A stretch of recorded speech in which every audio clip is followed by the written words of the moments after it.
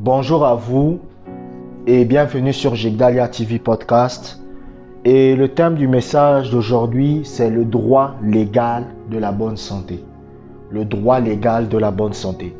Et dans ce podcast, je vais vous révéler ce qui vous donne le droit légal en tant que chrétien d'être en bonne santé. Alléluia. Lisons d'abord le psaume chapitre 37, verset 4. Psaume chapitre 37, verset 4. Fais de l'Éternel tes délices, et il te donnera ce que ton cœur désire. Amen. La chose qui fait en sorte qu'un chrétien a le droit légal d'être en bonne santé, c'est l'obéissance à la parole de Dieu. C'est-à-dire que l'obéissance à la parole de Dieu, c'est ce qui donne à un chrétien le droit légal d'être en bonne santé. Vous savez, il y a une différence entre la guérison et la bonne santé. Les gens ne comprennent pas ça. Il y a une différence. La guérison, ça peut être d'une maladie, mais pourtant, votre corps a des problèmes encore. Mais la bonne santé, c'est lorsque tout votre corps est bien portant. Excusez-moi. C'est ça qu'on appelle la bonne santé. Et le droit légal d'être en bonne santé, c'est l'obéissance à la parole. Un chrétien peut être en bonne santé, a le droit d'être en bonne santé à partir du moment où il marche selon la parole de Dieu. Écoutez, il y a des chrétiens, ils n'obéissent pas à la parole de Dieu. Il y a des chrétiens, ils ne marchent pas selon la parole de Dieu. Il y a des chrétiens, ils ne vivent pas selon la parole de Dieu. Pour quelle raison ils seraient en bonne santé? La bonne santé leur servira à quoi? Si ce n'est à faire ce que le diable veut qu'ils fassent. Oui. Donc la bonne santé appartient à ceux qui obéissent à la parole. C'est pour cela, lorsque vous lisez Exode chapitre 23, verset 25, la Bible va dire, vous servirez l'Éternel votre Dieu, et il bénira votre pain et vos eaux, et j'éloignerai la maladie du milieu de toi. Donc, la première chose, c'est quoi? C'est servir Dieu. Vous servirez l'Éternel votre Dieu, et j'éloignerai la maladie du milieu de toi. Donc, c'est une alliance. Dieu dit, si vous me servez, si vous êtes obéissant, vous avez le droit légal d'être en bonne santé. Le droit légal. Vous savez, la dernière fois, j'ai lu un livre de Kenneth Hagin, et il raconte qu'à un moment donné, il était désobéissant à Dieu. C'est-à-dire, il y avait des choses que Dieu lui demandait de faire. En fait, Kenneth Hagin, il avait un ministère de prophète. Mais le problème, c'est que lui, il n'aimait pas être prophète. Et ça, c'est la caractéristique des vrais prophètes. Les personnes qui sont vraiment appelées au ministère prophétique n'ont pas envie de l'être. Quand vous voyez quelqu'un, il a envie d'être prophète là, c'est que c'est des gens qui ne sont pas appelés. Les gens qui sont vraiment appelés au ministère prophétique n'ont pas envie d'être prophètes. Ils n'ont pas envie. Donc lui, il ne voulait pas. Il ne voulait pas exercer le ministère prophétique que Dieu l'avait donné. Et il a commencé à exposer sa vie à Satan. Et il est tombé gravement malade. Et lorsqu'il est tombé gravement malade, sur son lit d'hôpital, il a eu la visite de Jésus.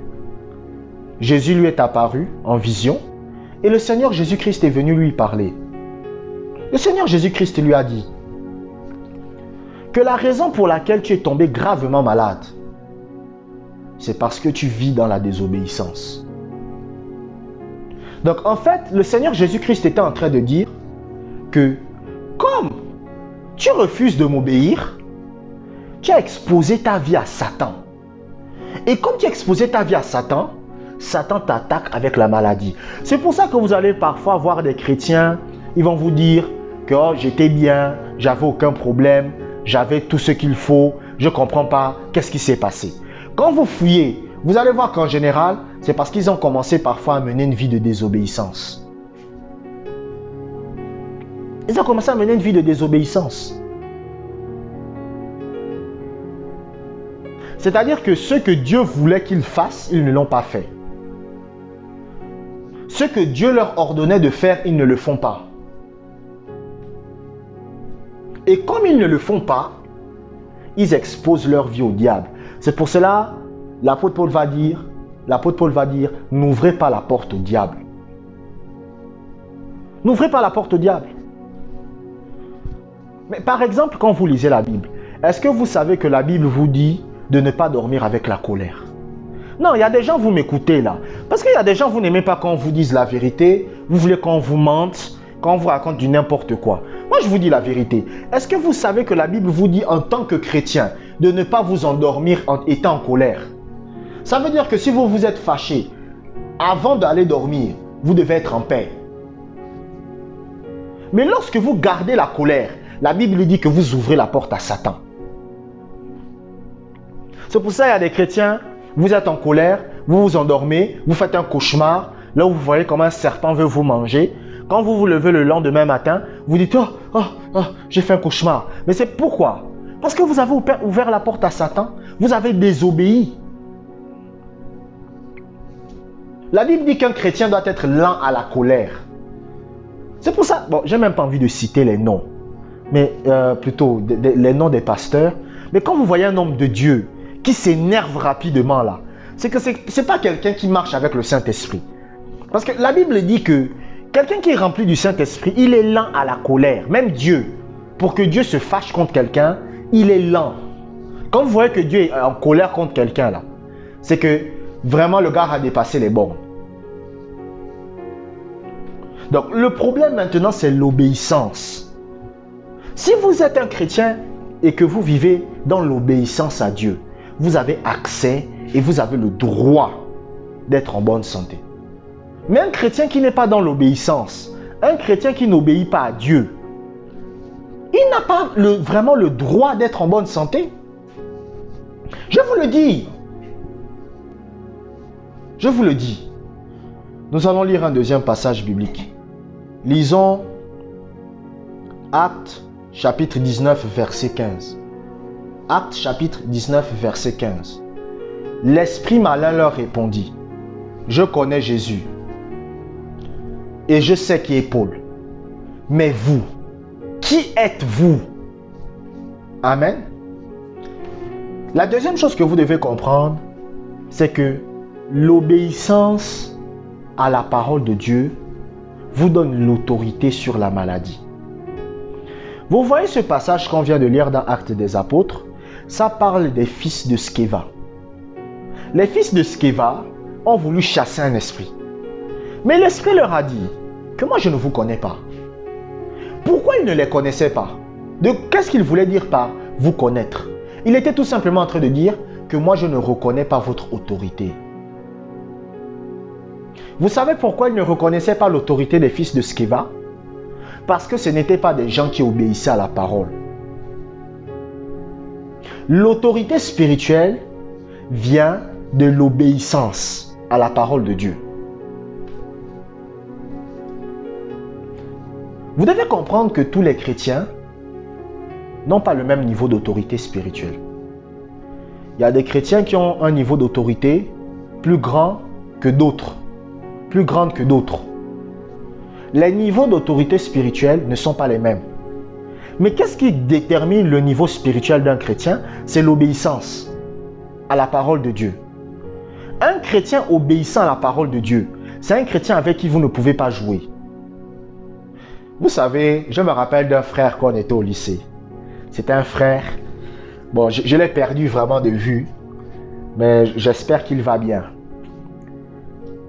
Un jour, il était en train d'aller au lycée et il avait l'un de ses gars, l'un des gars de la classe, de sa classe, qui aimait l'emmerder.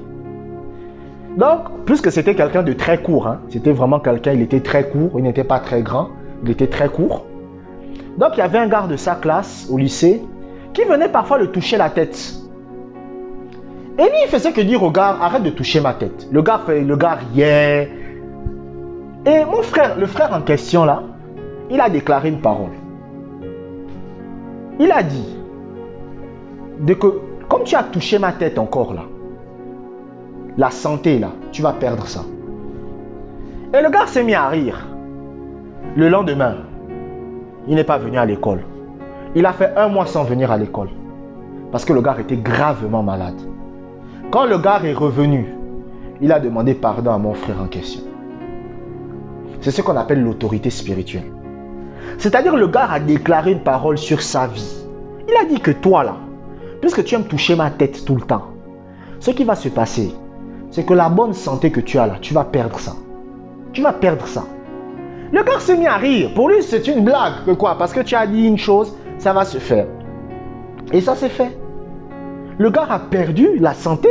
Pendant 1 mois, le gars était agonisant au seuil de la mort. Quand il est revenu à l'école, il a demandé pardon. Que non, je vais arrêter de toucher ta tête. Je te demande pardon. C'est l'autorité spirituelle. L'autorité spirituelle vient de l'obéissance à la parole de Dieu. C'est-à-dire que quand vous êtes obéissant à la parole, quand vous êtes obéissant à la parole de Dieu, est-ce que vous me suivez? Vous aurez l'autorité. Maintenant, un chrétien qui n'est pas obéissant à la parole de Dieu, un chrétien qui n'obéit pas à la parole de Dieu, qu'est-ce qui va se passer? Ce qui va se passer, c'est qu'il n'aura aucune autorité spirituelle. Aucune autorité spirituelle. Lorsque vous lisez la Bible, vous allez remarquer que le niveau d'autorité spirituelle de Pierre dans les évangiles et Actes des apôtres est différent. Quand vous lisez les évangiles, vous allez voir que Pierre a un certain niveau d'autorité spirituelle, mais dans Actes des apôtres, son niveau d'autorité spirituelle est maintenant plus grande. C'est à cause de quoi? C'est à cause de quoi? C'est à cause simplement de l'obéissance. C'est à cause de l'obéissance. Est-ce que vous, en tant que chrétien, vous voulez augmenter votre autorité? Vous savez, il y a des chrétiens, lorsqu'ils veulent augmenter leur autorité, ils prient. Ils disent, oh Dieu, augmente mon autorité spirituelle. Augmente mon autorité spirituelle. C'est pas comme ça que l'autorité spirituelle s'augmente. Si vous voulez augmenter votre autorité spirituelle, obéissez à la parole. Obéissez à la parole. Et lorsque vous allez obéir à la parole, votre autorité va grandir. Votre autorité va grandir. Est-ce que vous savez que même dans le ciel, les anges n'ont pas le même niveau d'autorité? Vous avez des anges comme Michael qui sont au-dessus de Gabriel. Oui, Michael est au-dessus de Gabriel. Pourquoi? Parce que le degré d'obéissance de Gabriel et de Michael ne sont pas les mêmes. Ce n'est pas le même niveau. Est-ce que vous savez que les anges ont une volonté? Les anges ont le droit de désobéir à Dieu s'ils veulent. Est-ce que vous le savez? Les gens pensent que les anges c'est des robots. Non, les anges ce ne sont pas des robots. Les anges peuvent désobéir à Dieu s'ils le veulent. Mais les anges n'ont pas le même niveau d'autorité au ciel. Pourquoi? Parce qu'il y a des anges qui ont un niveau d'obéissance à Dieu plus grand que d'autres anges. Plus grand que d'autres anges. C'est pour cela que Michael a été capable de vaincre Satan. Pourquoi? Parce que Michael était obéissant et Satan était désobéissant. L'autorité spirituelle de Dieu marche avec les personnes qui sont dans l'obéissance. Amen. L'autorité spirituelle du Seigneur marche avec les personnes qui obéissent à la parole de Dieu. Plus vous obéissez à la parole de Dieu, plus vous aurez l'autorité spirituelle. Alléluia. Je vous remercie d'avoir écouté ce podcast jusqu'à la fin. Abonnez-vous pour des prochains messages et que la grâce du Seigneur soit avec vous.